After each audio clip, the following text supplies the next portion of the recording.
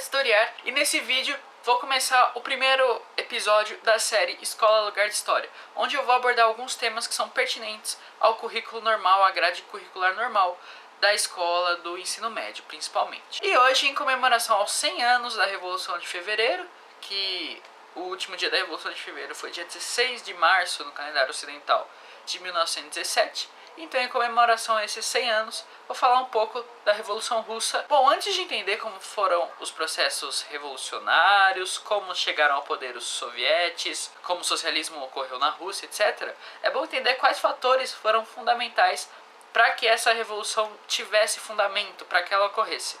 Então vamos discutir um pouco agora quais fatores influenciaram e favoreceram para que a revolução ocorresse. Para isso, vamos introduzir aqui com uma questão de vestibular da UDESC de 2014, que vai falar um pouco desses preparativos para a Revolução e o que acontecia antes, que motivou a população a se organizar em torno de uma nova estruturação sociopolítica. Então, vamos lá. Leia o documento abaixo. 1/3 do país se encontra submetido a um regime de vigilância especial, isto é, fora da lei. As forças policiais, sejam visíveis ou secretas, aumentam dia a dia. Nas prisões e nas colônias penais, além das centenas de milhares de criminosos comuns, há uma enorme quantidade de condenados políticos e agora ali se encontram até mesmo os operários. As perseguições religiosas nunca foram tão frequentes nem tão cruéis. Em todas as cidades e centros industriais agrupam-se tropas enviadas de armas nas mãos contra o povo. Apesar do orçamento do Estado, que aumenta de maneira desmesurada, essa intensa e terrível atividade do governo acentua de ano a ano o empobrecimento da população agrícola, isto é, os 100 milhões de homens sobre os quais repousa a potência da Rússia. Por esta razão, a fome agora é um fenômeno normal. O descontentamento geral de todos os grupos sociais e sua hostilidade para com o governo também são um fenômeno normal. Isso é uma carta de 1902 endereçada ao czar, ou seja, ao imperador, ao chefe máximo do poder russo. E aí, depois de eu explicar para vocês, a gente vai tentar resolver essa questão e respondê-la. Então vamos falar um pouquinho da Rússia. Era um império gigantesco onde vigorava uma monarquia absolutista, em que o chefe máximo era o czar. Além disso, todo mundo sabe que para o absolutismo vingar era preciso uma aliança entre o rei e a igreja. E essa aliança não podia ser só oral, sem nada firmado. Com isso, o Estado devia dar uma grande quantia de terras para a igreja, para que ela dominasse e assim apoiasse e dissesse que o governante era abençoado por Deus e sim a representação de Deus na terra, né? Com isso, nobreza e clero detinham grandes privilégios na Rússia. A concentração fundiária era tremenda em favor dessa população, dessa parcela. Parcela muito pequena, aliás. Então, como as terras estavam todas concentradas na mão desse povo, o resto, os outros 100 milhões de russos, deveriam viver subalternos a esses, ou seja, submetidos aos desejos dessa classe dominante. E isso criava condições muito insalubres, ou seja, muito ruins. Por quê? Os trabalhadores dessas grandes propriedades viviam em regime de semi-escravidão, não recebiam bem, e não tinham dinheiro para comprar comida e o que era produzido não era suficiente. Ou seja, eles viviam numa grande miséria, fome e pobreza, que era marcante, como diz na própria questão, no texto destacado nessa questão. Bom, e como as condições rurais no campo, que era, na verdade, a grande parcela da população estava concentrada lá, algumas pessoas vão realizar um êxodo rural, já que no final do século XIX, países estrangeiros investiram em alguns setores industriais da Rússia, mas principalmente em duas cidades, São Petersburgo e Moscou. Só que essa burguesia, essa industrialização era muito incipiente, então não atraiu muita gente do campo. Além de ser incipiente, a Rússia ainda era uma monarquia absolutista, então não tinha passado por nenhum processo revolucionário que desse poder aos burgueses.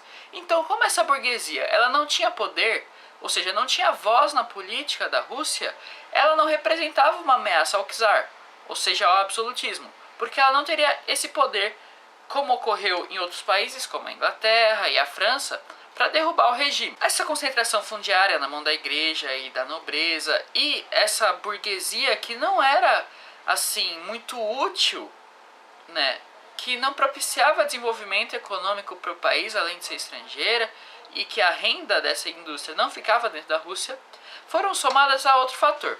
Como todo império, a Rússia deseja sempre expandir. Eles desejavam dominar a Ásia inteira, porque ali era uma área de mais fácil atuação do que na Europa, já que na Europa haviam grandes centros de desenvolvimento intelectual, cultural e econômico. Com isso, eles vão querer dominar toda a Ásia. Só que quando eles fazem isso, algumas regiões que eles se interessavam, como a Manchúria, que é a nordeste da China, e também a Coreia, eles entravam no embate com outra potência em desenvolvimento na época, que era o Japão, que tinha sofrido uma modernização e industrialização no século XIX, na Revolução Meiji. E é lógico que a Rússia não queria sair perdendo disso, ela queria aqueles territórios querendo mesmo. Então o czar entra numa guerra, trava uma guerra com o Japão, a chamada Guerra Russo-Japonesa, que vai ocorrer entre 1904 e 1905. Só que a Rússia não tinha preparação alguma para isso. Não tinha uma indústria bélica consolidada, não tinha soldados bem capacitados para isso e não tinha verba para investir na guerra. Com isso, já estava na cara que ia perder. E não deu outra. A Rússia teve que pedir muitos empréstimos, ou seja, suas finanças tiveram um grande déficit nesse momento. E além disso, muitos trabalhadores rurais, principalmente, eram obrigados a servir ao exército.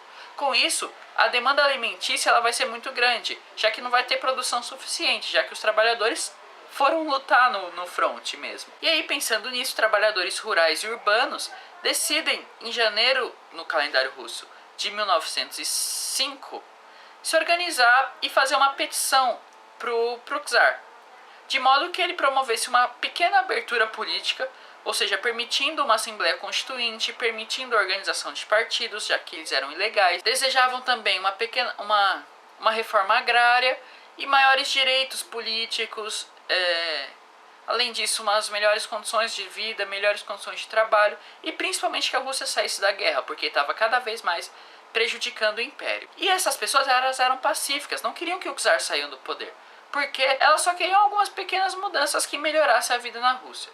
Só que o czar considerou isso um ato de enfrentamento à ordem que ele tinha estabelecido. Então, essa população lá em 1905 vai fazer uma passeata até o Palácio de Inverno para dar essa petição para o czar. Uma passeata normal, um protesto. Só que manda a Guarda Real metralhar esses protestantes, esses manifestantes, que vai ser muito mal visto, mostrando a crueldade e a desumanidade, né, desse czar. Além disso, não contente com a perda da guerra russo-japonesa, o czar vai querer se envolver em outro conflito, desejando que países estrangeiros, principalmente as grandes potências do ocidente europeu, injetassem dinheiro na economia russa. Ele vai buscar uma aliança com França e Inglaterra. Só que a França e a Inglaterra, elas percebem que a Rússia tinha muita gente, então que dava para combater bem na Primeira Guerra. Com isso ela fala, eu até invisto na sua economia, só que você vai ter que lutar do nosso lado. Com isso, a Rússia entra na Primeira Guerra Mundial, mais uma vez, sem nenhuma preparação bélica, sem alimentos produzidos suficientemente. Eles vão para a guerra e acaba devastando mais ainda a população russa e assolando cada vez mais. Além disso, a miséria e a pobreza vão se acentuar E aí diversas organizações pediam, não, czar, vamos parar dessa guerra, vamos organizar aqui dentro do país, mas ele não atendia, ele mostrava tremenda ignorância com isso. Isso foi a gota d'água para que ocorresse a revolução. Agora que a gente já sabe um pouquinho disso, das causas dessa revolução, vamos resolver essa questão que eu tinha proposto no início. Então o enunciado diz assim: analise as proposições considerando as informações da carta acima e o contexto histórico da Rússia no início do século XX.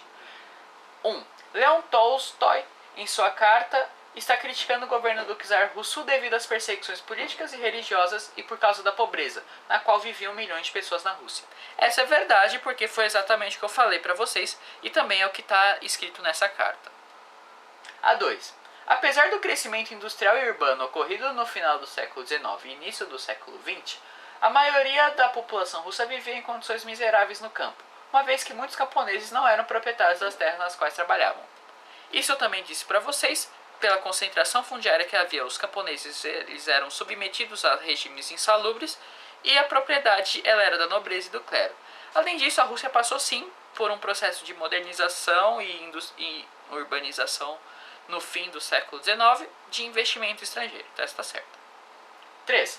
O governo da Rússia nesse período era uma monarquia absolutista governada pelo czar. Esse tipo de governo é caracterizado pela divisão igualitária do poder entre o monarca e os representantes eleitos pelo povo. Bom, isso é totalmente errado, porque se a monarquia era absolutista, ela é absoluta, então só o czar tem poder, não divide esse poder com mais ninguém.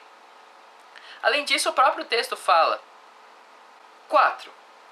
Nas 2 primeiras décadas do século XX, na Rússia, ocorreram inúmeras revoltas populares, entre as quais a que ficou conhecida como Domingo Sangrento, que ocorreu em janeiro de 1905, quando centenas de pessoas foram mortas durante uma manifestação que reivindicava direito à greve, melhores condições de vida e convocação de uma Assembleia Constituinte. Isso é verdade, foi o que eu falei do Domingo Sangrento em 1905, devido à reação à Guerra Russo-Japonesa e às condições que haviam na Rússia. Bom, então essa foi a primeira parte, a parte das causas que levaram a essa revolução. Bom, agora eu vou falar um pouquinho da revolução propriamente dita desses processos.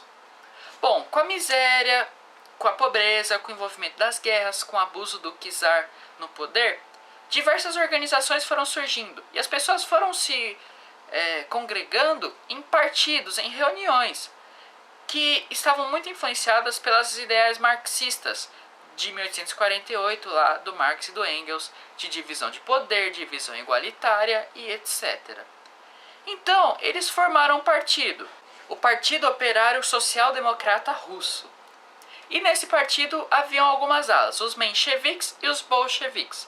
Os mencheviques eram um pouco mais bem abastados, assim, e acreditavam que a transição do poder absoluto para o poder popular, digamos assim, para o poder social, ocorreria apenas se entre esses dois momentos ocorresse uma república burguesa, que a burguesia daria uma administrada, uma democratizada no país e depois devolveria esse poder para o povo. Esses eram os mencheviques, que eram minoria, e liderados pelo Kerensky. E os bolcheviques eram a ala de maioria e a ala mais radical, que defendia a socialização imediata da sociedade russa, promovendo reforma agrária, divisão de poder, direito à greve, liberdade de crença, desconexão entre Estado e Igreja e essas coisas assim. E esses partidos assim têm essa divergência que vai ter bastante significado na Revolução Russa. Além disso, os bolcheviques eram liderados por Lenin e Trotsky. Então aí, como a Rússia não sai da guerra, as condições estavam cada vez mais miseráveis. Em 1917, ou seja, já no finzinho da Primeira Guerra, esse partido ele vai se organizar para derrubar o rei. E aí eles organizam mais uma vez uma passeata em direção ao Palácio de Inverno para derrubar o rei. Só que dessa vez, diferentemente do Domingo Sangrento, em que a Guarda Real metralhou eles, a Guarda Real também estava insatisfeita com o czar. Então a Guarda Real vai apoiar os revoltosos para derrubar o rei. E eles acabam derrubando e o czar abdica. Com isso, vai ocorrer uma república provisória menchevique, ou seja, Revolução de Fevereiro, isso em fevereiro de 17, ou seja, 100 anos atrás, ocorre a Revolução Menchevique, ou Revolução Branca. Só que, como eu já disse, esses caras aí, eles não estavam ligados para uma mudança tão radical. Eles queriam que o czarismo acabasse na Rússia e eles instituíssem uma república um pouco mais democrática. E nesse período havia uma grande divergência de poder, porque era um governo provisório. Então, existiam dois poderes dentro da Rússia: o poder do governo provisório e o poder dos sovietes, que eram assembleias populares em que os bolcheviques se reuniam para discutir política, discutir os projetos, né, da Rússia. Então essa bipolaridade de poder dentro da própria Rússia vai causar uma grande indecisão no que fazer. Não só uma indecisão, como uma incompatibilidade de ideias. Porque se o governo provisório queria uma coisa, os sovietes queriam outra. Então o país não andava para frente. Essa revolução menchevique, né, ela vai durar por 6 meses, porque a sociedade ficou desiludida. As pessoas prometiam tanta coisa, tanta mudança, e nada foi feito.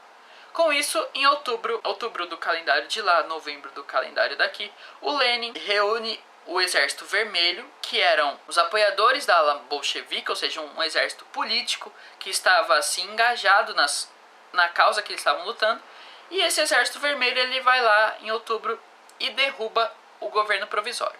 E aí, quando derruba o governo provisório, aí sim que vai ocorrer a socialização, a reforma agrária, vai ocorrer a divisão de poder, a desassociação entre o clero e o Estado, e tudo que foi prometido pelos socialistas antes da Revolução vai ser cumprido só em outubro. Só que é lógico, sempre há uma reação. Toda revolução tem sua contra-revolução. E dessa vez não foi diferente. Os países ocidentais que estavam interessados no grande mercado consumidor que poderia ter a Rússia se eles exercessem influência política e econômica, não deixaram que esse governo governasse dibas. Governasse tranquilo, governasse de boa. Então, eles, junto com os mencheviques e a burguesia e o clero e a nobreza, ou seja, todos que eram a favor do absolutismo, eles vão se unir no Exército Branco, promover a contra-revolução do Exército Branco, que o objetivo era restituir o poder do czar na Rússia. E aí, isso vai gerar um cenário de guerra civil dentro da própria Rússia, que vai durar de 1918 até 1921. E é lógico, não tinha como Lenin empregar todas as suas mudanças assim em meio de um cenário de guerra civil. Com isso, ele vai instituir um modelo econômico diferente, o chamado comunismo de guerra. Ou seja, nessa época toda a produção agrária, toda a produção alimentícia, industrial, bélica e energética estava destinada à guerra. Ou seja, enquanto a guerra não se solucionasse, o Estado controlaria todos os setores da economia, de modo que a guerra estivesse bem suprida para que a Rússia ganhasse e conseguisse, após isso, promover a revolução propriamente dita. Promover a socialização, a estatização e etc. Com isso, com esse comunismo de guerra, uma questão muito disciplinada e um exército que estava engajado na causa pela qual ele estava lutando, a Rússia, ou seja, o Exército Vermelho, acaba derrotando os contra-revolucionários, o Exército Branco. E em 1821, o Lenin percebe que esse comunismo de guerra não melhorou as situações da Rússia, é lógico, até ele sabia disso. Porque esse comunismo de guerra era até a guerra acabar. Ou seja, até que a guerra fosse vencida, a gente controlava a produção para que a gente conseguisse vencer. Com isso, a população continuou um pouco na miséria, um pouco na pobreza. Até que, em 1921, ele decide promover outro plano econômico, que é o novo plano econômico, ou NEP. Com esse plano, ele dizia que seria um passo para trás para dar 2 passos para frente, ou seja, nesse plano, ele instituía algumas medidas capitalistas para dinamizar a economia, ou seja, na economia, os setores pesados, ou seja, indústria de aço, indústria de ferro, indústria pesada, energia, crédito bancário, indústria bélica, estariam sob controle do Estado. Enquanto isso, o setor de varejo, de bens de consumo, automóveis, alimentos, esses bens assim mais populares mesmo, ele deixava com o setor privado. Ou seja, o NEP foi a implantação de algumas medidas capitalistas para dinamizar a economia da Rússia e promover uma melhora. Só que é lógico que esse NEP também não era permanente. Ele era só enquanto a economia da Rússia estivesse dinamizada, que aí ele estatizava mais ainda. Ou seja, voltava-se aí os rumos do socialismo. E o NEP foi muito importante porque a Rússia se recuperou e, mais ainda, ela se blindou das crises econômicas do capitalismo que ocorriam ao redor do mundo, principalmente o crash da Bolsa de Valores. Então, a Rússia ela estava fechada, estava isolada do mundo inteiro, de modo que ela estava autossuficiente. Ela não dependia de mais ninguém, a não ser da própria Rússia. Agora, só para finalizar a última partezinha, que a gente já está avançando demais aqui na Revolução, o Lenin, ele acaba morrendo. E quando ele morre, deixa aberta uma grande dúvida entre quem promoveria o resto da Revolução, quem socializaria de vez a Rússia.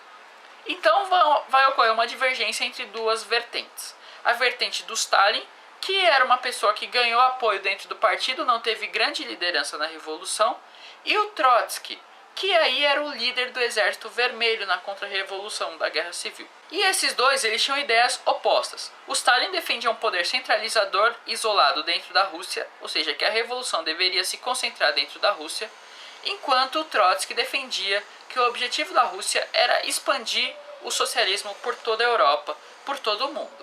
Então, um gostaria de concentrar dentro do país, o outro gostaria de internacionalizar todo o movimento. E nisso vai ocorrer um embate que o Stalin ele acaba vencendo. Quando o Stalin vence, lá em 1928 ele vai mudar o plano econômico. Antes era o NEP, que era aquelas medidas capitalistas em alguns setores de varejo da sociedade, da economia. Agora ele muda, vão ser os planos quinquenais, ou seja, de 5 em 5 anos. Que vai ser uma economia totalmente controlada pelo Estado, planejamento de 5 em 5 anos para a economia russa. Um planejamento muito rígido, muito disciplinado e muito controlado.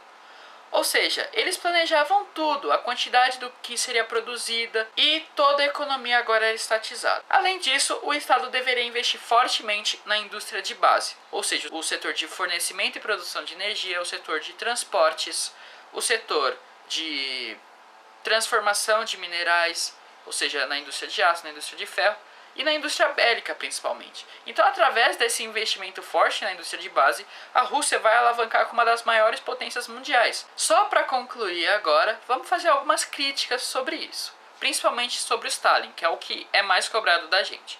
O Stalin, ele adotou uma figura muito idolatrada, uma figura muito idealizada dentro da Rússia, criando um nacionalismo exacerbado.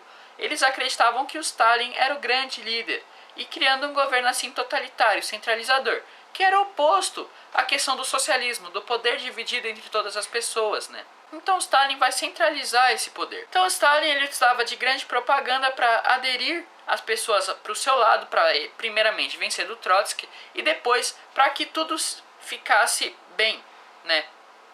Um estado totalitário, ele funciona muito melhor que um estado democrático, pensando ou não, já que a população vai ter que respeitar o grande líder deles, através de uma forte propaganda e uma idolatria. Outro fato a destacar é que a revolução foi importante porque blindou a Rússia das grandes crises do capitalismo.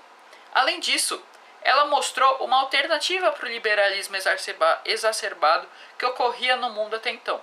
Então ela, junto com o fascismo e o nazismo, foram alternativas para o grande domínio exercido pela burguesia que ocorria até mais ou menos 29. Uma questão agora da Unesp de 2014.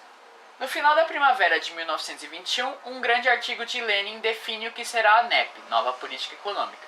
Supressão das requisições impostos em gêneros para os camponeses, liberdade de comércio, liberdade de produção artesanal, concessão aos capitalistas estrangeiros, liberdade de empresa, é verdade que restrita para os cidadãos soviéticos. Ao mesmo tempo, recusa qualquer liberdade política ao país. Os mencheviques continuarão presos e anunciam uma depuração do partido, dirigida contra os revolucionários oriundos de outros partidos, isto é, não imbuídos da mentalidade bolchevique. O texto identifica duas características no processo de constituição da União Soviética. A reconciliação entre as principais facções social-democratas e a implantação de sistema político que atribuía todo o poder aos soviéticos, soldados, operários e camponeses. A segunda parte está até certa, só que a primeira parte da reconciliação entre as forças é errada, porque o Lenin, nesse trecho que foi destacado, até fala que os mencheviques continuariam presos. Então essa é errada. B. O reconhecimento do fracasso político e social dos ideais comunistas já para aí, né? Não tem nem que continuar, porque isso aí é revolução. C. Estatização das empresas e dos capitais estrangeiros investidos no país e a nacionalização de todos os meios de produção, com a implantação do chamado comunismo de guerra. Bom, o NEP foi para quebrar o comunismo de guerra e dinamizar a economia, ou seja, não estatizando tudo, mas liberando algumas partes, então essa está errada também. D. A aguda centralização do poder nas mãos do partido governante e o restabelecimento temporário de algumas práticas capitalistas, que visavam a aceleração do crescimento econômico do país. Essa está certa, já que ele diz que o governo era muito centralizado, que não permitia a pluralidade partidal. E sim, a NEP foi a implantação de algumas medidas capitalistas para que o país se dinamizasse e avançasse. Por último, a E, o fim da participação russa na Guerra Mundial, defendida pelas principais lideranças do Exército Vermelho, e a ligação de todos os partidos e a legalização de todos os partidos socialistas. Essa última parte está errada porque os mencheviques estavam aí na ilegalidade, né? Agora da PUC de Campinas. A Revolução Socialista na Rússia em 1917 foi um dos acontecimentos mais significativos do século XX, uma vez que colocou em xeque a ordem socioeconômica capitalista.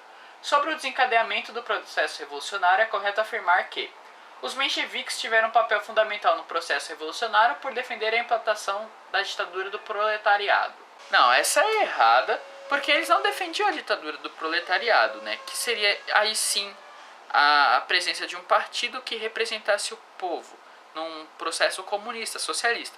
E sim, mas os mencheviques defendiam na verdade uma república liberal, democrática, essas coisas. Então tá errado. B.